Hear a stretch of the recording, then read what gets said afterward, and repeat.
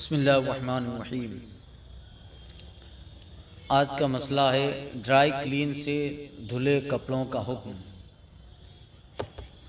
کیا فرماتے ہیں علماء دین اس مسئلہ میں کہ آج کل بعض کپڑوں کو پیٹرول سے دھویا جاتا ہے جس کو ڈرائی کلین کہا جاتا ہے، تو وہ کپڑے شرعاً پاک مانے جائیں گے یا نہیں؟ الجواب بعون الملک الوہاب۔ ناپاک کپڑے کو پانی اور ہر اس چیز سے پاک کیا جا سکتا ہے جو رقیق و سیال ہو اور اسے نجاست دور ہو سکتی ہو۔ فتاوی عالمگیر میں ہے کہ نجاست کو پانی اور ہر سیال پاک چیز جس سے نجاست دور ہو سکے اس سے دور کیا جا سکتا ہے، مثلا سرکہ اور گلاب کا پانی وغیرہ۔ وہ چیزیں کہ نچوڑنے سے نچوڑ جائیں۔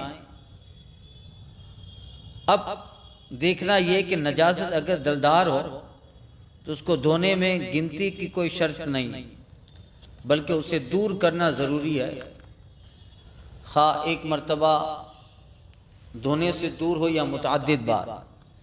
اگر نجاست رقیق ہو، مثلا پیشاب، تو کپڑا 3 مرتبہ دھونے اور ہر مرتبہ نچوڑنے سے پاک ہوگا، جیسا کہ فتاوی عالمگیری میں ہے۔ اور نجاست مرئیہ زائل ہوگی عین نجاست اور اس کے اثر کے ختم ہونے سے، اور اس میں گنتی کا اعتبار نہیں۔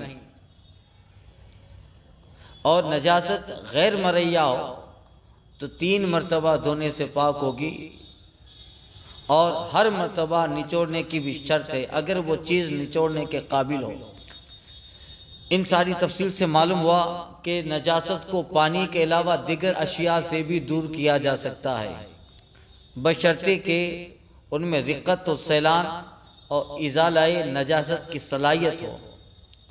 تو پیٹرول کو دیکھیں تو اس میں رقت بھی ہے، سیلان بھی ہے، اور وہ ایک پاک مادہ بھی ہے، اس میں ازالہ نجاست کی صلاحیت بھی ہے۔ لہذا اگر کپڑے کو پاک کرنے کے طریقے کے مطابق پیٹرول سے دھلا گیا تو وہ کپڑا شرعاً پاک مانا جائے گا۔